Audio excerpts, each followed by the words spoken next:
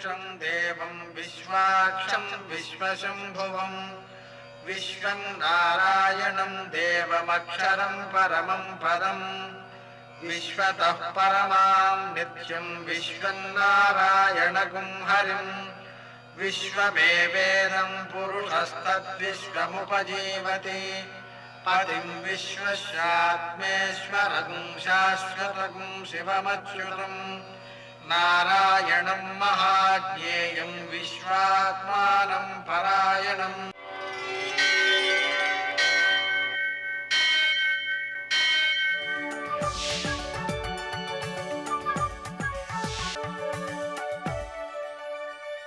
सूर्यशौर्यमथेन्दुरिन्द्रपदवी सन्मङ्गलं मङ्गलम्। नमस्ते भगवन् देव दत्तात्रेय जगत्प्रभो सर्वबाधाप्रशमनं कुरु शान्तिं प्रयच्छ मे। నేటి కాలమాన విశేషాలను గమనిద్దాం. స్వస్తి శ్రీ చాంద్రమాన నందననామ సంవత్సరం ఉత్తరాయణం శశిరతువు ఫాల్గుణ మాసం కృష్ణపక్షం గురువారం. సూర్యోదయం 6:12 సూర్యాస్తమయం 6:26. తిథి నవమి రాత్రి 7:17 వరకు. నక్షత్రం ఉత్తరాషాఢ రాత్రి 9:10 వరకు. శేషవర్జం ఉదయం 7:25 వరకు. మరల వర్జం రాత్రి 1:01 నుంచి 2:34 వరకు. దుర్ముహూర్తం ఉదయం 10:17 నుంచి 11:06 వరకు. మరల మధ్యాహ్నం 3:10 నుంచి 3:59 వరకు. అమృతకాలం మధ్యాహ్నం 3:03 నుంచి 4:35 వరకు. రాహుకాలం గురువారం కాబట్టి మధ్యాహ్నం 1:30 నుంచి 3 గంటల వరకు. నేటి విశేషం అన్వష్టక శ్రార్థం, అంటే అష్టకా దివసానికి మరుసటి రోజు చేసేటువంటి పితృదేవతారాధన అన్నమాట. ఆ విధంగా చేయడం ద్వారా పితృదేవతల యొక్క అనుగ్రహంతో సంతానం యొక్క అభివృద్ధిని, సకల శ్రేయస్సులను, మనలో జ్ఞానము యొక్క అభివృద్ధిని కూడా పొందుతూ ఉంటాం. నేటి ఆణిముత్యాలు.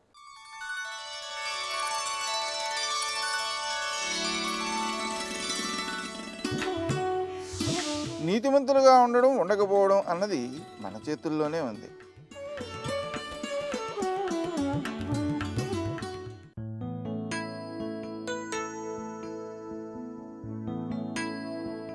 నలుగురు బాగుండాలనే ఆశా దృక్పథం అలవరుచుకోకపోతే నిరాశే నీ చివరి మజిలీ అవుతుంది.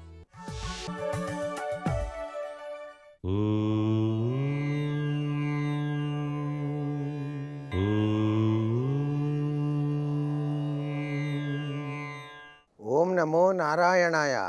ఓం నమశివాయ. శ్రీమాత్రే నమః. గురువే సర్వలోకానాం అని చెప్పేసి శాస్త్రం. ఈ గురుగ్రహము యొక్క ప్రభావం చాలా విశేషవంతమైనదిగా ఉంటుంది మానవ జీవితంలో. విద్యకు కారకుడు గురువే కదా. ధన సంపాదనా తత్వాన్ని కూడా ప్రసాదించేది గురువే. గురుగ్రహం గనక మానవ జీవితంలో గనక సరిగా లేకపోయినట్లయితే ఆ గురువుకు సంబంధించినటువంటి జపతపాదులు చేయటమే కాకుండా గురు తత్వంలో ఉన్నటువంటి దక్షిణామూర్తి స్వామి వారిని, దత్తాత్రేయుల వారిని, షిర్డీ సాయిబాబా వారిని కూడా చక్కగా ఆరాధన కనుక చేసినట్లయితే తప్పనిసరిగా ఆ వ్యక్తి జీవితంలో సంభవించేటువంటి గురుగ్రహ దోషాల నుంచి బయలుపడటానికి ఆస్కారం ఉంటుంది.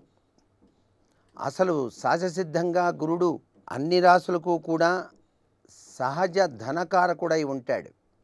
అంతేకాకుండా ధనకారకుడే ధనాన్ని ఇచ్చేటువంటి వివిధ మార్గాల్ని చూపుతూ ఐశ్వర్యాన్ని ప్రసాదిస్తాడు. కాబట్టి మానవ జీవితంలో ఐశ్వర్యం అనేది ఒక భాగం. కాబట్టి ఐశ్వర్యాన్ని పొందాలి అన్నప్పుడు గురుగ్రహం కూడా చక్కగా ఉండాలి. అనేక రీతుల్లో ఉత్తమోత్తమమైనటువంటి అభివృద్ధిని సాధించడానికి గురుగ్రహం తప్పనిసరిగా సహకరిస్తుంది. ఈ గ్రహం సరిగా లేనప్పుడు తప్పనిసరిగా గోమాత సేవ చేయాలి. గోవు చుట్టూ గురువారం నాడు ప్రదక్షిణాలు చేసి ఆ గురువుకి సంబంధించినటువంటి శనగలు నీళ్ళల్లో నానించి చక్కగా ఆ నానిన శనగల్ని ఆవుకి కనుక తినిపించినట్లయితే కార్యక్రమాలన్నీ కూడాను నిర్విఘ్నంగా నెరవేరి గురుబలాన్ని పెంపొందించుకోవడానికి ఆస్కారం ఉంటుంది. పిల్లలు బడికి వెళ్ళటానికి మొరాయిస్తూ నేను స్కూలుకి వెళ్ళను అని చెప్పేసి బాధ పెడుతూ ఉంటే గురుతత్వం తగ్గినట్టు లెక్క. వారిలో ఆ భావనా పరంపర రావాలన్నా కూడా వారి చేత ఆవుకి అట్టిపండు తినిపించండి. వారు తినేటువంటి పదార్థాల్లో శనగలు ఉన్నటువంటి పదార్థాలు గనక తినిపించినట్లయితే తప్పనిసరిగా బడికి వెళ్ళాలి అనేటువంటి తలంపు కూడా ఆ విద్యార్థులకు ఎక్కువగా సంప్రాప్తమవుతుంది, మనస్సు అంగీకరిస్తుంది అని శాస్త్రం. సర్వే జనా సుఖినో భవంతు.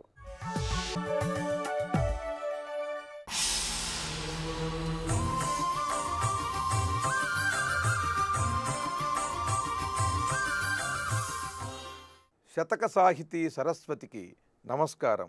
భర్గుడును భర్గవర్గమ్ము స్వర్గపతియు శార్ంగి బ్రహ్మయున్ జేజేలు సల్పుచుండా సింహనాదమ్ము సల్పుచున్ సింహమెక్కి తిర్గు దుర్గా భవాని నా తెలుగు భాష.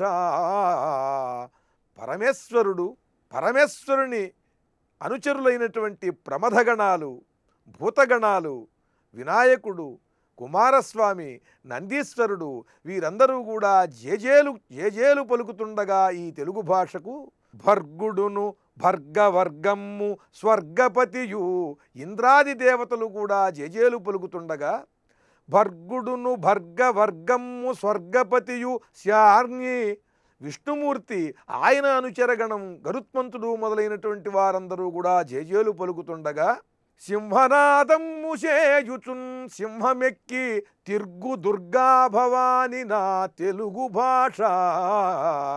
సింహం మీద ఎక్కి సింహనాదం చేస్తూ తిరిగేటువంటి ఆ దుర్గా భవానియే నా తెలుగు భాష. తెలుగు భాషాస్వరూపిణి అయి పరమశక్తి స్వరూపిణి అయి సింహం పైన ఎక్కి సింహనాదం చేస్తూ వెడుతున్నటువంటి తెలుగు భాషయే ఈ కనకదుర్గా భవాని. ఆ దుర్గా భవానికి జేజేలు పలుకుతూ విష్ణుమూర్తి, ఇంద్రాది దేవతలు, పరమేశ్వరుడు, వినాయకుడు, కుమారస్వామి, నందీశ్వరుడు వాళ్ళందరూ జేజేలు చేస్తూ వెడుతున్నటువంటి తెలుగు భాషారూపిణి అయినటువంటి ఆ దుర్గా భవానియే నా తెలుగు భాష. అటువంటి శక్తి సంపన్నమైనది మన ఈ తెలుగు భాష. మూలికను వైచి తొలి జబ్బు మొదలె తుడిచి కీలకము చెప్పి పలు గిరికీలు మన్పి ఏలికగా చేసి శాంతికి ఎరుకగూర్చి తేలికగా చేయు మనసు ఈ తెలుగు భాష. మూలికను వైచి తొలి జబ్బు మొదలు తుడిచి. చక్కని ఒక మూలిక గనక మనిషి స్వీకరించినట్లయితే, తగిన మోతాదులో ఒక మూలిక గనక తాను స్వీకరించినట్లయితే ఆ ఉన్నటువంటి జబ్బు సంపూర్ణముగా నయమైపోతుంది. అంతటి మహిమాన్వితమైనటువంటి మూలికలున్నాయి. ఈ తొలి జబ్బు మొట్టమొదట మనిషికి ఏర్పడినటువంటి రోగం ఏమిటంటే భవరోగం. చావు పుట్టుక ఇవి తప్పనిసరి ఎవరికైనా. ఈ రోగాన్ని మాన్పేటువంటిది ఏదైనా ఉందంటే అది ఒకే ఒక్క మూలిక, అదే తెలుగు భాష. ఈ తెలుగు భాష అనే మూలికని స్వీకరించినట్లయితే చావు పుట్టుకలు అనేటువంటి ఈ రోగం నుండి దూరమైపోతాడు జీవుడు. మూలికను వైచి తొలి జబ్బు మొదలు తుడిచి కీలకము చెప్పి. ప్రతిదానికి కూడా ఒక కీలకం ఉంటుంది. ఆ కీలకం తెలిసినట్లయితే సుస్పష్టముగా అక్కడ ఏమి చేయాలో అర్థమవుతుంది. ఆ కీలకం తెలియకపోయినట్లయితే ఎవడు ఏమీ చేయలేడు. ఒక గదికి తాళం వేసినట్లయితే ఆ తాళం చెవియే దానికి కీలకం. ఆ తాళం చెవి అనేది లేకపోయినట్లయితే ఆ తాళం పగలగొట్టాలి, తలుపులు పగలగొట్టాలి. అలా కాకుండా తాళం చెవి కనుక ఉన్నట్లయితే తేలికగా ఆ తాళం తీసేసి గడియ తీసేస్తే గదిలోకి వెళ్ళవచ్చు. ఇది కీలకం. ఈ కీలకం తెలియనటువంటి వాడు ఎప్పుడూ కూడా ఇబ్బంది పడతాడు. జీవితానికి కావలసిన కీలకాన్ని తెలియజేసేది తెలుగు భాష. మూలికను వైచి తొలి జబ్బు మొదలు తుడిచి కీలకము చెప్పి పలు గిరికీలు మాన్పి. వృధాగా అటూ ఇటూ తిరిగి గిరికీలు పెట్టడం అనేటువంటిది మాన్పించి ఏలికగా చేసి శాంతికి నీవు సార్వభౌముడయ్యేలాగా చేస్తుంది. శాంతి సామ్రాజ్యానికి నిన్ను సార్వభౌముణ్ణి చేస్తుంది ఈ తెలుగు భాష. ఎరుక గూర్చి నీవెవరివో ఆత్మజ్ఞానాన్ని నీకు కలిగిస్తుంది. తేలికగా చేయు మనసు ఈ తెలుగు భాష. మనస్సు చాలా భారంగా ఉండకుండా చాలా తేలికపడేలాగా ప్రశాంత స్థితిని చేకూరుస్తుంది. అంతటి మహిమాన్వితమైన ఈ తెలుగు భాషను మనం మాట్లాడదాం, తెలుగులోనే వ్రాద్దాం. జై తెలుగు సరస్వతి.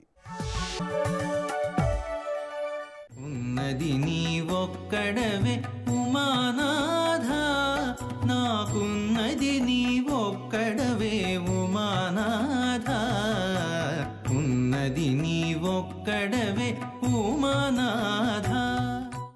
ఆద్యంతమంగళమజాత సమానభావం ఆర్యం తమీశమజరామరమాత్మదేవం పంచాననం ప్రబల పంచ వినోదశీలం సంభావయే మనసి శంకరమంబికేశం. శివాయ గురవే నమః. శ్రీమాత్రే నమః. శ్రీ విష్ణురూపాయ నమః శివాయ. పరమేశ్వరుని ఎలాగైనా జయించాలన్న ఉద్దేశంతో, పరమేశ్వరుని మనస్సు పార్వతీపైపు మళ్ళేలాగా మరులు గొలపాలన్న ఉద్దేశంతో మన్మథుడు సరంజామా అంతా సిద్ధం చేసుకుని బయలుదేరిపోతూ ఉండగా రతీదేవి హెచ్చరిస్తున్నదట, నువ్వు వెళుతున్నది ఎవరి మీదకు కొంచెం ఆలోచించు. నీకున్నటువంటి యుద్ధ సామగ్రి ఏమిటి, పరమాత్మ వద్ద ఉన్నటువంటి ఆ పరికరములు ఏమిటో ఒక్కసారి ఆలోచించు. అవతల వారి మీదకి యుద్ధానికి వెళ్ళేటప్పుడు బలాబలాలు పరిశీలించుకోవాలి. వారి దగ్గర బలం ఏమిటి, మన దగ్గర బలం ఏమిటో తెలుసుకోవాలి. ఆయన ధనస్సు నీ ధనస్సు పోల్చి చూసుకో. అతని శరాసనంబు కనకాచలము ఇక్షు శరాసనంబు నీకు, అతనికి నమ్ము పాశుపతము అంటిన కందెడు పువ్వులమ్ము నీకు, అతడు పురాపహారి విరహాతుర పంథ జనాపహారి నీవు, అతనికి నీకు హస్త్యమశకాంతరమెమ్మెయి నెన్ని చూడగన్. అతని శరాసనంబు కనకాచలము. ఆయన యొక్క ధనుస్సు ఏమిటి? మేరు పర్వతం ఆయనకు ధనుస్సు. ఎంత దృఢమైనటువంటి బంగారు పర్వతాన్ని ఆయన ధనుస్సుగా తీసుకున్నాడు. తమర ధనుస్సు ఏమిటి? చెరకు విల్లు. అది చాలా మృదువైనది, తొందరగా విరిగిపోయేది. పోల్చి చూసుకో, ధనుస్సుకే పోలిక లేదు. ఇక ఆయన యొక్క అస్త్రం ఏమిటి? పాశుపతం ఆయన యొక్క అస్త్రం. ఇక తమరే అస్త్రములా? అంటిన కందెడు పువ్వులు అమ్ములు నీకు. నీకున్న బాణములు అంటుకుంటే మాసిపోయి వాడిపోయే పువ్వులు నీ బాణములు. అతడు పురాపహారి విరహాతుర పంథజనాపహారి నీవు, అతడు త్రిపురాసుర సంహారకుడు. నువ్వు విరహంలో వేగిపోయేటువంటి బేల హృదయాలను ఓడించేవాడువు నువ్వు. నీకు ఆయనకి భేదం ఎంతది అంటే దోమకి ఏనుక్కి ఉన్నంత భేదం ఉన్నదయ్యా అని. ఇక్కడ నన్ను చోడుడు మరికొన్ని అందాలు చూపిస్తాడు తన కుమార సంభవంలో. కొన్ని బాలురైనను తిని పిప్పియుమిసెడి చెరకు విల్లుని నమ్మి చేతబట్టి మెలతల తల వెండ్రుకల పొంది కందెడు అలరు పుష్పమ్ములమ్ములని తలంచి. తమ దగ్గర ఉన్నటువంటి పరివారం కానీ పరికరాలు కానీ ఎలాంటివంటే చిన్నపిల్లలు కూడా తిని పిప్పి పారేసేటువంటి చెరకుని విల్లని నమ్ముకున్నావు నువ్వు. స్త్రీల యొక్క తల వెండ్రుకలు తగిలితే కందిపోయేటువంటి పువ్వులు బాణాలను నమ్ముకున్నావు. ఇక నీ స్నేహితులు ఎవరు అంటే మలయపవనుడు వసంతుడు అని చెప్పుకుంటున్నావు. తలిరాకులైన కదల్పనోపని మందపవనుండు ఒక పెనుప్రాపుగాగా. ఒక చిగురుటాకును కూడా గట్టిగా కదపలేటువంటి మలయపవనుణ్ణి పెద్ద అండగా తీసుకున్నావు. అబలులోపిన ఆకాశమున బారు అల శుకములు మూలబలము కాగా. ఇక నీ యొక్క రథాన్ని గుర్రాలుగా పెట్టుకున్నది ఏమంటే చిలకలు. ఆ చిలకలు చప్పట్లు కొడితే ఎగిరిపోయే పక్షుల్ని నువ్వు పెద్దగా తీసుకుని వాటిని గుర్రములుగా పెట్టుకున్నావు. ఆయన యుద్ధానికి వెళితే వేదాల గుర్రాలు అవుతున్నాయి, తమరి యొక్క గుర్రములు చిలకలు. ఎంత వేసవి ముట్టిన ఎండ కమరునను వసంతుండు తగ సహాయుండు కాగా. గ్రీష్మం రాగానే పారిపోయేటువంటి వసంతుణ్ణి పెద్ద స్నేహితుడిగా పెట్టుకున్నావు. సంవత్సరం మొత్తం మీద 2 నెలల ఆయువు వాడికి. అలాంటి వాడిని తీసుకున్నావు. ఇక కోకిలలు నీకున్నటువంటి మరొక పరివారములు. కాకిపిల్లల కోడి పికములు బోటు మగలుగా ఉగ్రుపై పోదగునే మదన, ఉగ్రుపై పోదగునే మదన. సుకుమారుడివైన నువ్వు ఉగ్రునిపైకి యుద్ధానికి వెళతావా అంటే నేను ఇంతవరకు ఎక్కడ విఫలాన్ని పొందలేదు. చూడ్డానికి నా బాణలు మృదువుగా కనబడుతున్నా ఎవరినైనా జయించగలవు అని అహంకరించి బయలుదేరాడు మన్మథుడు. చేసేదేమీ లేక రతీదేవి కూడా అనుసరించింది. ఇక వసంతుడు, మలయపవనుడు, కోకిలలు, చిలుకలు ఈ పరివారం అంతా బయలుదేరి వచ్చాయి. మొత్తానికి చేరుకున్నాడు స్థాన్వాశ్రమం చెంతకు మన్మథుడు. అక్కడికి చేరుకుని ముందుగా వసంతుడికి చెప్పాట, నీ సహాయం కావాలని. ఒక్కసారిగా వాతావరణంలో మార్పు చేశాడు వసంతుడు. ఒక అద్భుతమైన పరిమళములతో కూడిన కుసుమములు, పచ్చదనము మొత్తం ఆక్రమించుకున్నది. వాతావరణంలో ఒక సౌమ్యత, మనస్సుకు ఉత్సాహాన్ని, కోరికని ప్రేరేపించే లక్షణము ఏర్పడినది. మరొక వైపు తుమ్మిదల ఝంకారములు, వికసించిన కుసుమాలు, వీటితో శోభగా ఉన్నది ఆశ్రమం అంతా కూడా. హఠాత్తుగా మారినటువంటి ఆశ్రమ పరిసరాలను చూసి ప్రమతులు ఆలోచిస్తూ ఉన్నారట. ఈ సమయంలో మలయ పవనం మృదువుగా వీచుతూ ఉన్నది. అంత చక్కని వాతావరణం హిమవత్ పర్వత శృంగములపై ఏర్పడింది. అప్పుడు ఒక చోటు చూసుకుని ఒక చెట్టు చాటు నిలబడి తాను కొట్టబోయేదెవరినో ఒక్కసారి చూసుకున్నాడు మన్మధుడు. చూడగానే కనబడ్డాడు పరమేశ్వరుడు. ధ్యానముద్రలో కూర్చున్నటువంటి శివుని యొక్క గంభీర మంగళ సుందర దేహం గోచరించింది. వెంటనే ఆశ్చర్యచకితుడైపోయాడు. ఇంతవరకు శివుడి మీదకి యుద్ధానికి వస్తాను అనుకున్నాడు. ఎదురుగా చూసేటప్పటికల్లా ముచ్చెమటలు పట్టాయి. ఆ కూర్చున్నటువంటి వాడు ఆ పరమేశ్వరుడు దివ్యమైన తపోమూర్తిగా నిశ్చలంగా కూర్చున్నాడు. ఆ స్వరూపం ఎలా ఉన్నదో శ్రీనాథుని పద్య సౌందర్యంలో దర్శిద్దాం. వలుద కింజడ కొప్పు వదలి వీడకయుండ పెను పాప తలపాగ బిగియ జుట్టి మెడకప్పుతో గూడి మిక్కిలి నలుపైన కమనీయ కృష్ణాజనము ధరించి భ్రూ వికారము లేని పొడవు రెప్పలలోని ఘనదృష్టి నాసికాగ్రమున నిల్పి యోగ పట్టిక చెంది యొరపైన నిలుకడ అసన స్థిర బంధమనువుపరచి నిస్తరంగకమైన మున్నీరు ఓలే గర్జితము లేని ఘనఘనాఘనము ఓలే జన నిశ్చలుడగు ఇందుధరును చూచి ప్రసవ నారాచుడతి భయభ్రాంతుడగుచు ప్రసవ నారాచుడు అతి భయభ్రాంతుడగుచు. శివుని యొక్క ఆ ధ్యానమంగళ మూర్తిని ఇక్కడ వర్ణిస్తున్నారు. ఈ ధ్యాన స్వరూపాన్ని కానీ ధ్యానించినట్లయితే మనస్సు శాంతిని పొందుతుంది. ఒక్కొక్క మూర్తి ధ్యానం, ఒక్కొక్క ప్రయోజనం. ఇప్పుడు ధ్యానమంగళ మూర్తి. వలుద కింజడ కొప్పు వదలి వీడకయుండ పెనుపాప తలపాగ బిగయ జుట్టి. లేత ఎరుపు రంగుతో కెంపు రంగుతో ఉన్నటువంటి జటాజూటము, ఆ జటాజూటాన్ని బిగిసి కట్టేట స్వామి. పైగా ఆ జడలు కదలకుండా ఒక పాము తలపాగాలాగా చుట్టుకున్నది ఆ జటాజూటాన్ని. ఇక అద్భుతమైన కృష్ణాజనము ధరించి ఉన్నాడు. కనులు అరమోడ్చి ఉన్నట్ట. దృష్టిని సరిగ్గా భూమధ్యంలో పెడతారు ధ్యాన సమయంలో. అది నిశ్చలముగా పెట్టాడు. ప్రయత్న దశలో దృష్టి ఎలా ఉంటుందో పోల్చవచ్చు, ప్రయత్నం సిద్ధించాక ఎలా ఉంటుందో పోల్చవచ్చు. ఇక్కడ సిద్ధి పొందినటువంటి దృష్టి అది. అందుకు నిశ్చలముగా ఉన్న దృష్టి. పైగా రెప్పలు అల్లల్లాడడం మొదలైనవి ఏవీ లేవు. పై కనుబొమ్మలు కూడా వికారము లేకుండా ఉన్నాయి. అంటే ధ్యానంలో బిగించినట్లు కానీ నిద్రపోతున్నట్టు కానీ ఉండరాదు. అది నిశ్చలముగా ప్రశాంతంగా ఉండాలి. అలాంటి స్థితిలో ఉన్నదిట. భ్రూ వికారము లేని పొడవు రెప్పలలోని ఘనదృష్టి నాసికాగ్రమున నిలిపి. ధ్యానం చేసేటప్పుడు ఉండవలసిన పరిస్థితులు కూడా ఇక్కడ వర్ణిస్తూ ఉన్నారు. భ్రూ వికారము అంటే కనుబొమ్మల ముడిలో ఉన్న వికారము అక్కడ లేదుట. ఆ కనుబొమ్మలు అంత ప్రశాంతంగా ఉన్నాయి. పైగా అరమూర్చినటువంటి కన్నులు, అర్ధనిమీలిత నేత్రములవి, అవి కూడా వికారరహితంగా నిశ్చలంగా ఉన్నాయి. ఆ దృష్టి అంతా నాసికాగ్రమున నిలిపి. భ్రూమధ్యమునందు దృష్టి నిలిపి ఉంచాడు. నాసాగ్ర దృష్టి అని ధ్యానంలో చెప్తారు. ఆ అక్కడే ఆత్మస్థితిలో లీనమై ఉంటారు ధ్యానములో. ఆ విధంగా ఉన్నాడు. యోగ పట్టిక చెంది వరపైన నిలుకడ అసన స్థిరబంధం అనువుపరచి. సాధనలో ప్రధానమైనటువంటిది ఆసనము. యమ నియమ ఆసన ప్రాణాయామ ప్రత్యాహార ధారణ ధ్యాన సమాధి అష్టాంగ యోగం ఇది. ఇప్పుడు సమాధి స్థితిలో ఉన్నాడు పరమాత్మ. అంటే ఇవన్నీ పండిపోయి అప్పటికే ఆసన సిద్ధి అని ఒకటి ఉన్నది.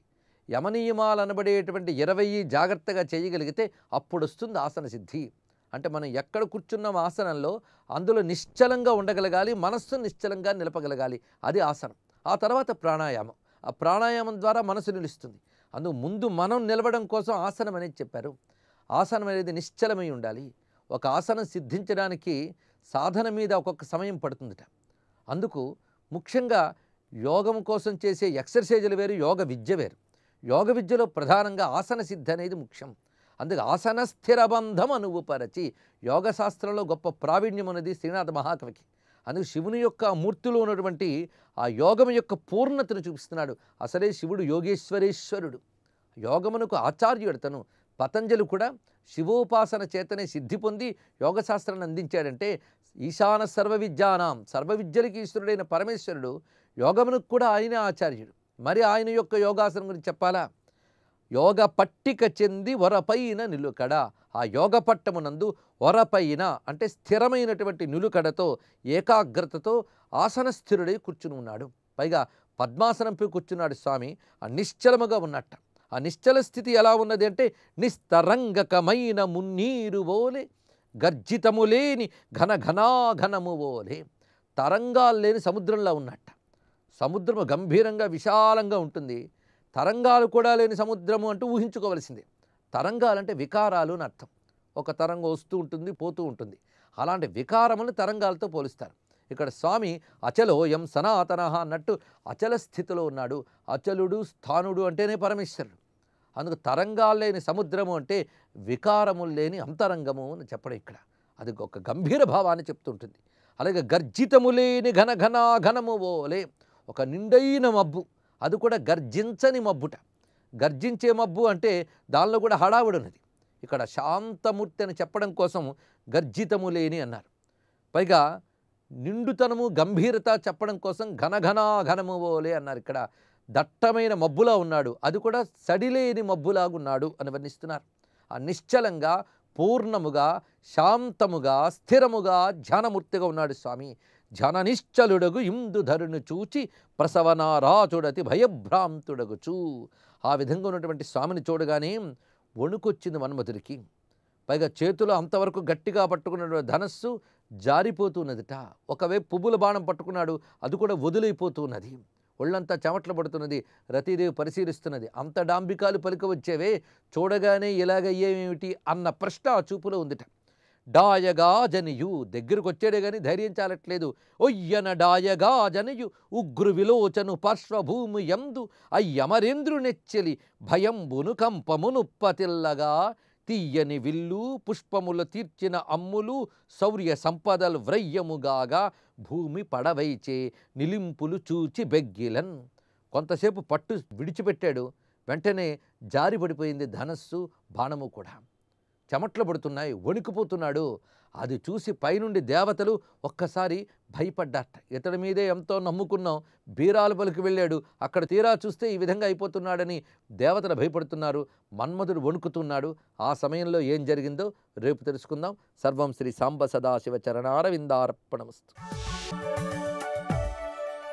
శ్రీరాఘవం దశరథాత్మజమప్రమేయం సీతాపతిం రఘుకులాన్వయరత్నదీపం.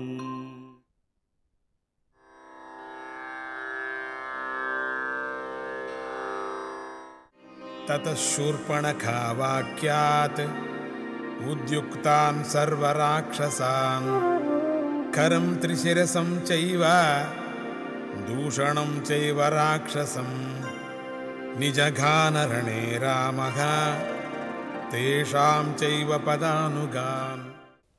శూర్పణక వికృత రూపిణి అయిన తర్వాత ఆమె మాట విని యుద్ధానికి వచ్చిన కరుడిని, దూషణుని, వారి అనుచరుడైనటువంటి రాక్షసులందరినీ కూడా రాముడు యుద్ధంలో సంహరించాడని తాత్పర్యం. శ్రీరాముడు శూర్పణక యొక్క ముక్కు చెవులు కోయించి వికృత రూపిణి చేశాడని విన్నాం. శూర్పణక బాధతో అడవి దద్దరిల్లిపోయేటట్టు అరుస్తూ రక్తమైన శరీరంతో కరుడికి కనిపించి సీతారామలక్ష్మణుల గురించి చెప్పి నాకు వారి రక్తం త్రాగాలని ఉంది అన్నది. శూర్పణక అలా చెప్పిన వెంటనే కరుడు కోపంతో 14 మంది రాక్షసులను రాముడి దగ్గరకు పంపించాడు. శూర్పణక వారికి దారి చూపించింది. రాముడు ఉంటున్నటువంటి ఆశ్రమంలోకి ప్రవేశించి రాక్షసులతో వారే రామలక్ష్మణులు, అక్కడుందే ఆమె సీత. శ్రీరాముడు లక్ష్మణుడితో నువ్వు సీతను కనిపెట్టుకొనుండు, నేను వారిని సంహరించి వస్తానన్నాడు. శూర్పణక రాక్షసులను ఉత్సాహపరిచింది. వారు రాముడితో యుద్ధానికి దిగి 14 శూలాలను రాముడి మీదకు ఒకేసారి విసిరేశారు. అప్పుడు రాముడు 14 బంగారు బాణాలను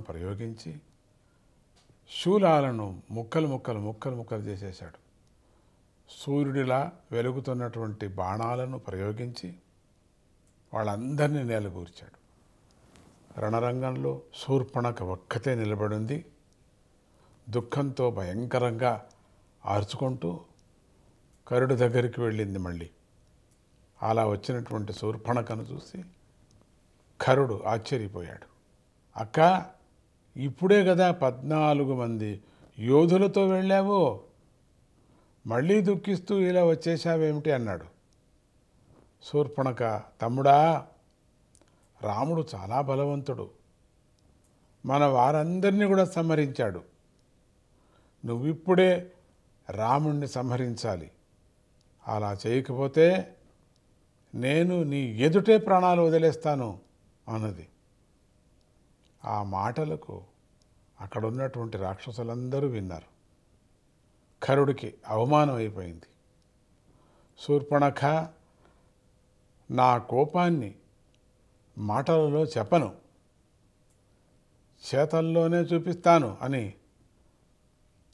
14,000 మంది రాక్షసులను పిలిపించాడు. దూషణుడు తెచ్చినటువంటి పంచవన్నెలు గల రథాన్ని కూడా ఎక్కాడు. మంచి రథం అది.